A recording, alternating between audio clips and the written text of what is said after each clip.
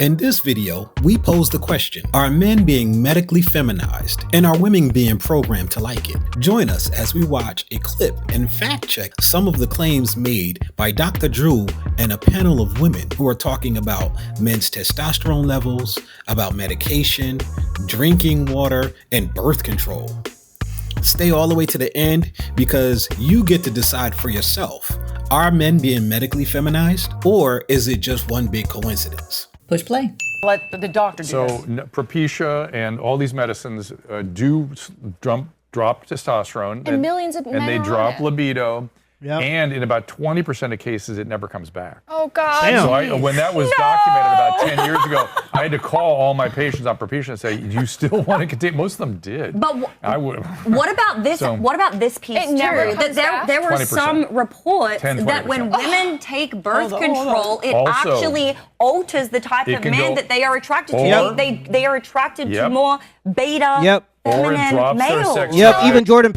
That's just wrong. Y'all better watch these drugs y'all taking. I just looked up to find out if it was true.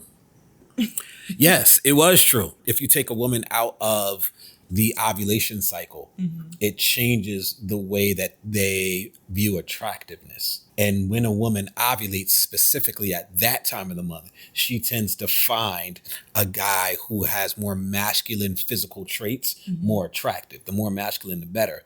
And then the further that she is away from that period of ovulation, she finds more feminine characteristics attractive. And of course, as you know, when you're on birth control, you don't have that cycle.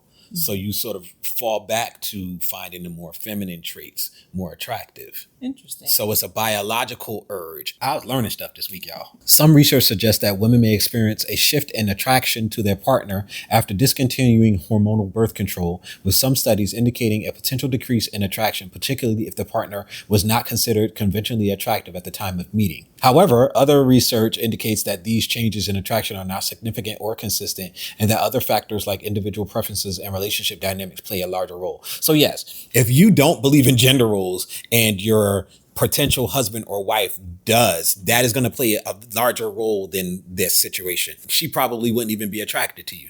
So if you're a conventionally attractive person, if you're a stinking model, she's probably going to be attracted to you regardless because you're a stinking model. Yep. That's basically what they're saying. But if you're somebody who is like you just regular, then that's when the variance starts to make a difference. And guess what? Most people are regular. Most of us are not conventionally attractive. Most of us are regular people. Like we're okay. So yes, for most of us, this does matter in small quantities, but when you add it up with everything else, it starts to matter. Yep, even Jordan Peterson talked about this a while ago. He was talking about the effects of birth control on women. And he was talking, the women were shown men when they were on their birth control, and women were attracted to the man that had a smaller jaw. And usually your jawline is linked to your testosterone levels in some kind of weird way, in some big brain Jordan Peterson way where he explained it. But the jawline was associated with your testosterone levels. When women were on the pill or on some type of birth control, they were more likely to be attracted to the guy that had a small jaw. So think something like Timothy Chalamet. I've even seen some articles calling it rat face. Take it from a woman. We want rat faces and dad bods. This is because so many women are on birth control. And there's even been more reporting of women saying that once they got off birth control because they wanted to be with this guy for the long term and started to have kids, they became not attracted to that guy anymore because when they got off birth control, they started to be attractive to more masculine figures. What the hell? Yo. When you look it up, it says some study suggests, and you tend to see that with a lot of research when you talk about the science, when it's not just statistics, which tend to be a little bit firmer. But when you're talking about science related things, there's usually more correlations than causations that are found. And especially in today's climate, you're going to find people less hesitant to say that this causes that. They're always going to say there's a correlation between, or science suggests, because there are often multi-layered reasons why things happen. And they want to let people know, like, this ain't the only reason. This didn't just cause that directly. It's this and this and this and this and this caused that. And this is just one of a long line of reasons why we're in this situation. You track women through their ovulation cycle and you show them a picture of a man, same man, and you do nothing but vary his jaw width. when they're ovulating, the guy with the wider jaw is more attractive, and when they're not ovulating, the farthest away from that, the guy with the thinner jaw is more attractive. And that's associated with testosterone levels. Women who are fertile like more masculine men. And basically, if you're on the pill, then you're never in that ovulation phase. And so one thing that may have happened, and I don't know this for sure, but it's interesting to consider, is that since women have been taking the birth control pill, their preference for less masculine men has become more pronounced. And that could easily be one of the things that's fueling at least some of the tension that's existed and exists now politically between men and women. How to fix this finasteride problem? I need to know. Hair transplants. No, but what if they're against it? Trust me, I've gone down this. You can't do the TRT because then they go bald. You see, if they have a problem, then you do TRT, but they will go further bald. I've researched this extensively, and one solution that was presented was topical finasteride. But what if they have hair currently? So the high dose Rogaine with finasteride and a steroid is a very effective topical agent. When you go down this road of starting to take all of these drugs, you got to be careful. Like when you look at side effects and stuff, a lot of it, you don't get the side effects until you get up to a certain dosage. But the problems that we're having nowadays, I think, is because we're taking so many things. It's stuff in the water and it's stuff in the food. The air is polluted and it's like all of that is going to add up. But finasteride is a drug that they use to deal with male pattern baldness. But it has side effects, and some of the side effects is sexual. So that's where some of the conversation was coming from. And then, of course, people start talking about testosterone and men having low testosterone because you're talking about sex and men's biology and their chemical makeup and all of that other stuff. So some of the sexual side effects are decreased libido or sex drive, erectile dysfunction, ejaculation disorder, including decreased semen volume, difficulty with orgasm, testicular pain. That's some hella side effects. Yep. Bro, just be like me. Go bald, man. I'm telling you right now, I had a 5 head. It was going on a 6 or 7 head. My joint went from like here. First of all, I never had a good hairline, but it went from here to like the top of my head. Damn. So I just let it go. Look, here's a picture. Bam. It was that bad. I don't care what she trying to tell you, bro. I'm serious, bro. I look like I was like somebody from the planet Klingon on Star Trek, bro. All of this was forehead, bro. My hairline's supposed to start like here, bro. My hairline was back. Nah, bro. I just let it go. It was okay. I just figured it out. If you have a beard, it just evens it out. Look, anyway, look. Mental and emotional side effects. Depressed mood or depression, anxiety, suicidal thoughts, cognitive impairment, changes in emotional expression. Like, bro, rash, itching, hives, allergic reactions, dizziness, headache, changes in penile curvature or size, fatigue or weakness, elevated liver enzyme, potential increase in the risk of serious form of prostate cancer, male breast cancer. Wait, hold on, what? And these are the known side effects. That's what's known, because trust and believe, they don't know all of the side effects. They can't. And the reason why they can't is because they don't know what else you're taking. So with you compounding, like what Jay said, like you're taking so many different things, like it's going to cause a reaction because it's not natural. You're taking all these synthetic things that was made in a lab to try to combat things that we deem in society as undesirable. So because we don't want to accept when we're getting older. And guess what? This ain't a y'all thing, bro. I've been trying to fight this old man thing forever. I just gave into it. My wife don't even like. My wife don't even like. She don't like me saying old man. But look, he's not an old man. Look, you got these people over here thinking you about 70 years old. I'm just accepting the fact that I ain't a spring chicken no more. Why? Because my knees told me. My knees told me when I went down for that squat, and it was like crack, crack, crack, crack, crack. My elbows cracking, my shoulders cracking, my back is cracking, my knees cracking, my hips is cracking, my ankles are cracking, everything is cracking, my toenails is cracking at this point. God damn it. It's driving me crazy. So look, here's the thing. He was saying to combine finasteride with Rogaine. Okay, what are some of Rogaine's side effects? Scalp irritation, redness, itching, dryness, burning, stinging, scaling, or flaking at the application site. Unwanted hair growth, such as the face. So I guess it ain't gonna be where, like just like hair growing out your forehead and your nose, I guess. I don't know. Changes in hair color or texture, cardiovascular issues, chest pain, fast or irregular heartbeat, palpitations, dizziness, fainting, swelling in hands or feet, rapid weight gain, difficulty breathing, allergic reactions, hives, itching, swelling of the face, lips, tongue, or throat, difficulty breathing, severe scalp irritation, worsening of redness, burning, itching, and rash that doesn't improve or gets worse, headaches, and I don't need no more of those. For hair, for hair, just for hair. This isn't a huge percentage of men. Most men just accept it. Why are there men in today's society still walking around with George Jeffersons? I don't understand that. We should have learned by now. Coming out of the 70s, we shouldn't want to do that no more. Come on, bro. You think it's cool to be bald here, but not here?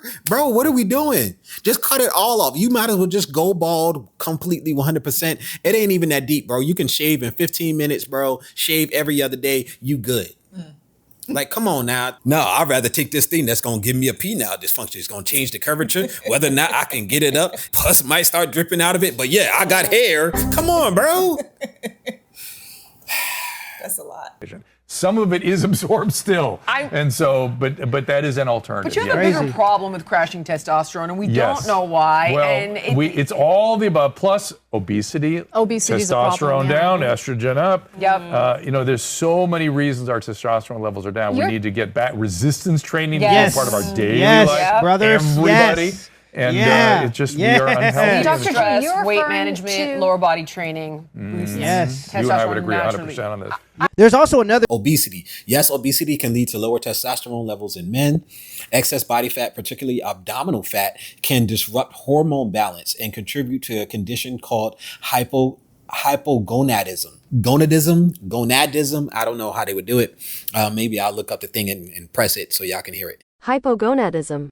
Where the body doesn't produce enough testosterone. This is a clinical problem, as low testosterone can make it harder to lose weight, further contributing to obesity. So we talk about how Americans are more obese. Well, our testosterone overall in men is also way, way down. Like, we're starting to create a circle or a cycle where we're constantly having lower levels of testosterone and obesity because they actually feed into each other. Yeah, that sucks. Lifting weights can indeed boost testosterone levels, but the effect is typically temporary and influenced by factors like exercise intensity, muscle group involvement, and individual characteristics. Guys, here's the part. For those of you who don't like to do leg day, I got something for you. You jokers, I'm coming for y'all. Hold on, where's that? No, hold on. Let me put on my spectacles. Hold on, wait a minute. One second. There is a long-term impact where if you consistently work out long-term, it can increase your testosterone, which will then make you feel better. Like, I know a lot of guys especially talk about, like, if I exercise consistently, I feel better. I have more energy. I have more focus. That's because your testosterone levels are creeping up ever so slightly, little by little, if you're consistently working out, which is part of the reason why I hate missing certain days. Consistent weightlifting, especially when focusing on compound exercises. I know y'all don't like that, but it's a compound exercise in here that y'all love, and then there's some that y'all hate, which engage multiple muscle groups, can improve overall hormonal imbalance and potentially contribute to healthy testosterone levels over time. Now, if you're somebody who's like doing bodybuilding and you go so far as to go into like taking the roid, y'all start doing that. Now you got that, like all of the benefits you're getting from exercise to gain testosterone, then you counteract it and you destroy it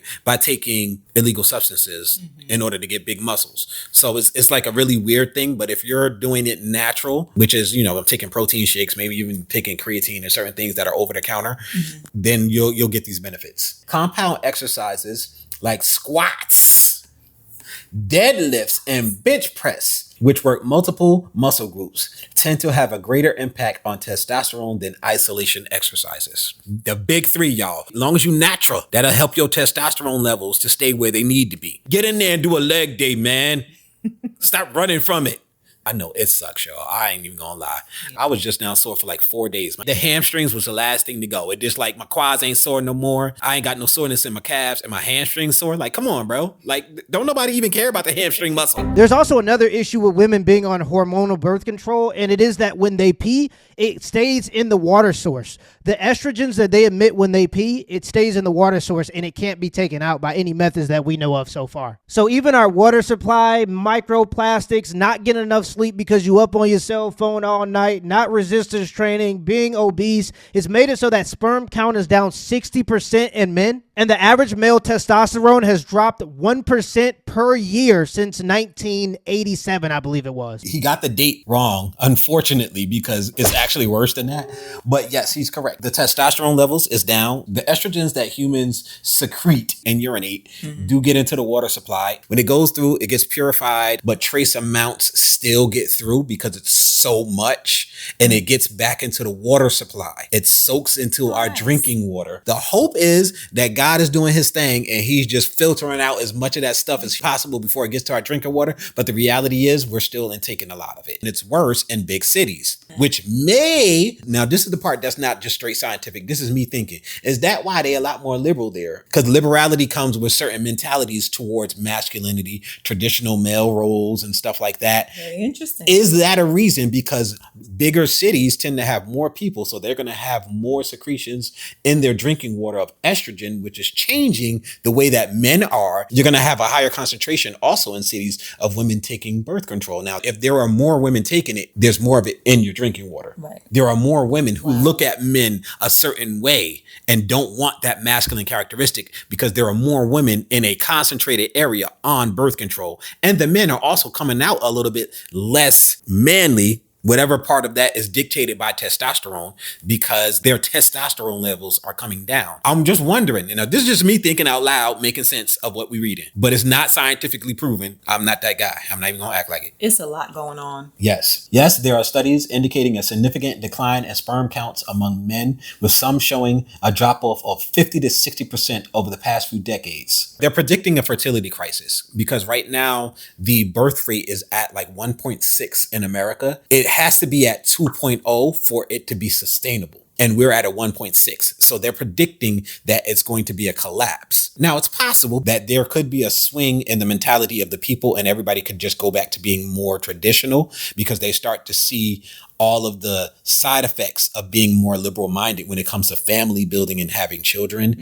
and having career. There's always inevitably in human civilization a swing back the other way. So we could have a swing back and birth rates could go back up. The trend right now is that we're not going to be able to sustain population, which is going to then have detrimental results to a lot of our programs, our infrastructure. Then there's going to be not enough people to take care of old folks, which means old folks is going to be dying in horrible conditions. Like there are a lot of possible things that could be happening, and they're predicting that that's what we're headed for. Yes, studies indicate that global decline in sperm count, with some showing an average decrease of 1% per year. The year that the decline started was 1973. So it wasn't 87, it was 73. That's what I wanted to get to. And the thing that really sucks, some studies report the decline of 2.64% of testosterone per year after 2000. The scary thing is that this is a consistent trend. It's not changing, it's getting worse. And it's not just here. Yeah. It's global. I'm just putting y'all up on some of the stuff. I'm going to have the stuff on the screen so you can see it. So a man today, on average, will have about 30 to 40% less testosterone than a man that's 25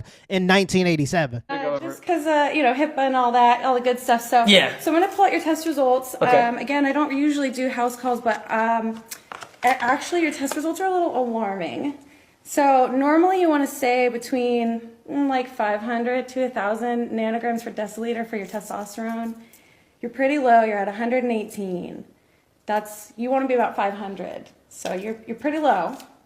So that low energy that you're feeling, probably they're going off.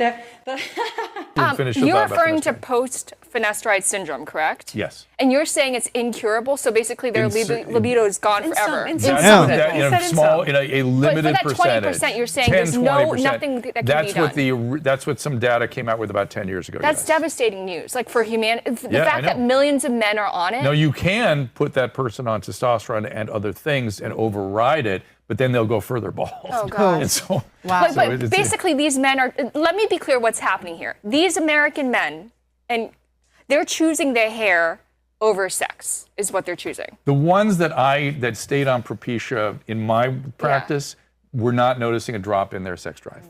They didn't notice it. So it doesn't mean everybody has a significant drop in testosterone. Listen, girl, vanity is a powerful thing. And I get it. I'm vain. I don't mind admitting I'm vain. If like, oh, you're not going to have a healthy... It's healthy for you're not going to have like the best sex drive, but you're going to look 10 years younger. Give it to me. I want it. Yeah, but that's not how men are supposed to behave. Men aren't supposed to put their vanity over their health. That's insane. That's like a women thing. Really, nobody should do that, but some people do choose to do that. So yeah, guys, I just felt... Shout out to Poor Man's Podcast. He did some research and put some stuff together. So I want to make sure I give you your props for it, because the Jordan Peterson clip and the other clip of the streamer and his low testosterone, those are things you did. So I want to give you props for it. I appreciate that. I will say this: men are not choosing their hair over sex. I think men are doing this to make themselves look a certain way so that they can attract a woman to have sex in the first place. That's really what it is. There aren't going to be a lot of guys who already have a wife and stuff like that. And then they're going to be like, oh man, I'm so worried about, I'm going to do this even though it's detrimental to my sex drive with my wife. She'll be fine. I'm just going to, well, actually they might say that I'm saying, according to some red pill creators, all marriages are sexless. So I'm going to be honest with you. If they were saying, hey, this would drop your sex drive if you took this and you will be able to have your hairline back, I might consider it, because I be feeling bad for her sometimes, y'all. Sometimes I tell her, I'm going to just leave you alone today. I'm going to just leave you alone because I feel like you've had a rough week. So...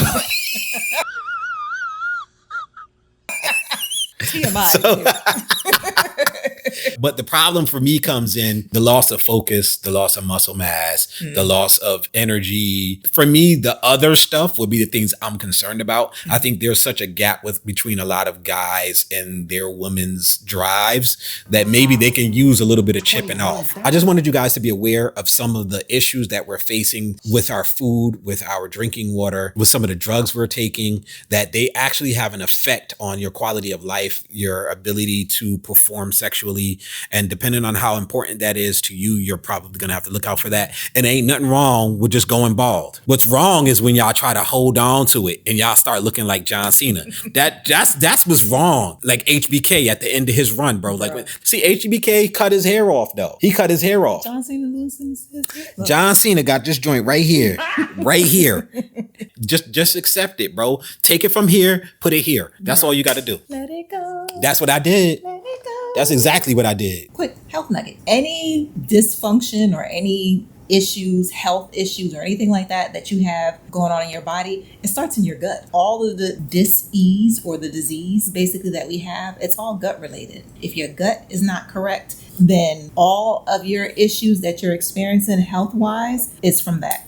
But if you get your gut in check, you'll see a major difference with all the different issues that you're having. Okay, guys, that was fun.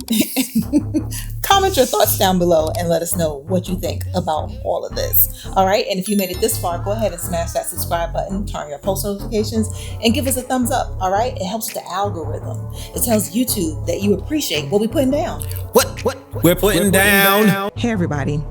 Down in the description, there are 2 links. One is to a GoFundMe, and the other one is to a video that explains what the GoFundMe is for. Long story short, we have a medical situation with our daughter that we have to pay for everything out of pocket, and we can really use you guys' help. If you have the time, we'd love for you to go check it out. If you have the money, the funds, we'd love for you guys to help. If not, maybe you could send a link to somebody else who can help. We thank you for your time. Thank you. Press the off button.